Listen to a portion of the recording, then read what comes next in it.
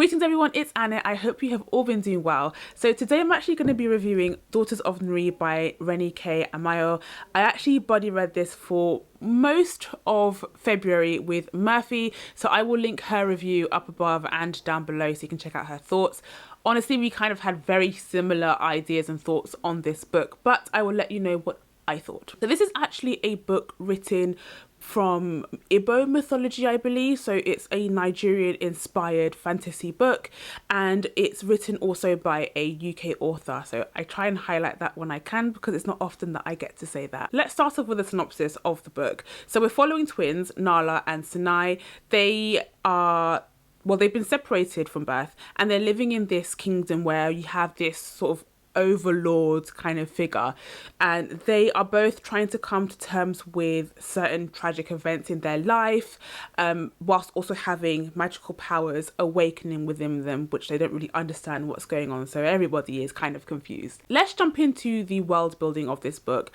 I liked the way the author took the time to really build a vivid picture of this world. She used a lot of similes, which I noticed she did a lot of. However, I feel like it went away to really build a world that just felt very bright, beautiful, and I could really kind of see what she was trying to describe with the book. The fact that we were following the sisters meant that we got two varying views of this world. So with one sister, you got to kind of see the terrain almost, because she was kind of going around in the jungle. So we got her point of view from her traveling from place to place, meeting the different villagers and people, and sort of that aspect of the world building. Whilst the other sister, she lived in the palace, so we kind of got the more political side of it and explanations of the politics and how that side of it worked. So I liked that touch that the author did, because I think for me, with certain worlds, I like it when we get those perspectives. If we're going to get split perspectives, I like it when they are two completely different aspects or various aspects of a particular world, because it helps to flesh out and give a more rounded view of the world the author's trying to build. But with the world building, I think that it was also something that could have been improved upon, more specifically the magic system, or just the magic in general of this world. With the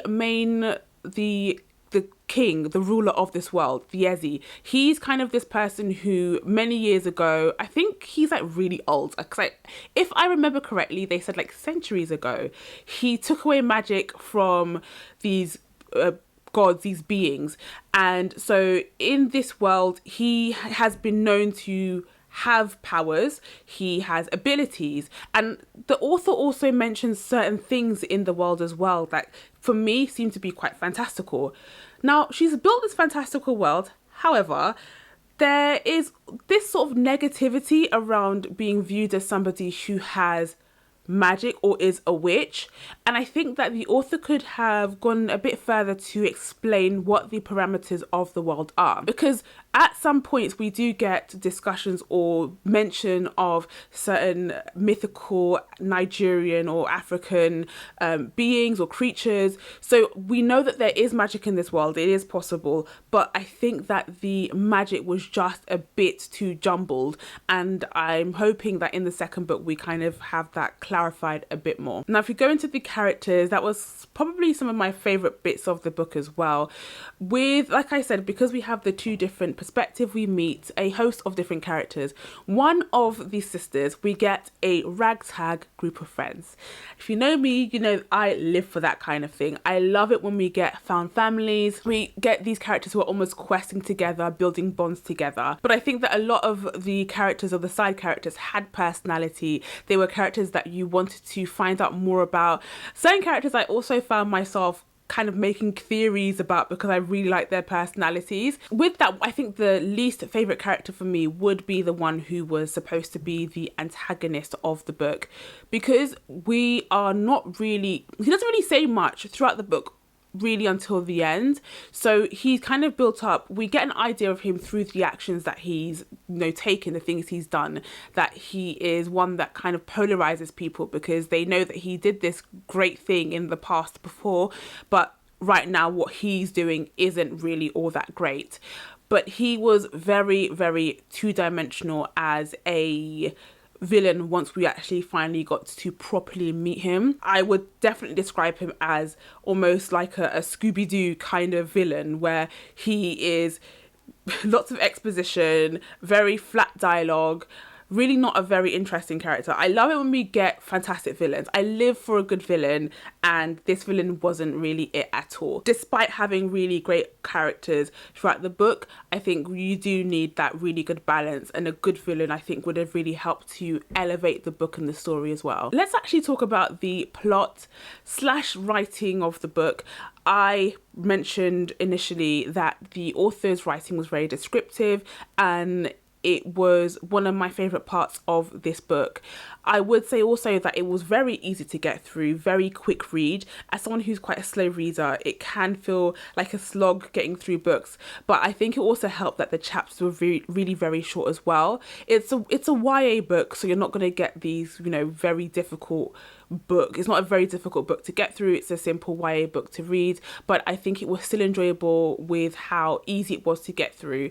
I would say though that it was quicker in the beginning, and then it kind of got slow towards the middle for me, and then obviously picked back up more towards the end, and I was really excited to see how they were, or how the end of the book was going to be concluded. Bit of a letdown, I'm not gonna lie. Okay, the grand crescendo of the book didn't quite have the payoff that I was hoping it would have. I think that had a lot to do with the author rushing through it. So yes, it was a quick book to get through. Yes, it was very easy to read, but I think that the author rushed through a lot of the plot points that she was trying to make, and a lot of the foreshadowing that she did.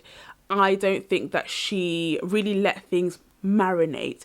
She didn't let things go on long enough for there to be a satisfying payoff. So I found that when things happened, it happened, and then a few chapters later it was concluded. You didn't really get that emotional reaction I think that the author was trying to go for, and that was, to me, quite a fair bit of a letdown. I think if there was any gripe that I had, this was probably my biggest one, because it was just way too quickly done. Certain things that I didn't really get that feeling, that emotional connection that I would have really have wanted. With all of that being said, I still think that this is a series that I'm going to check out.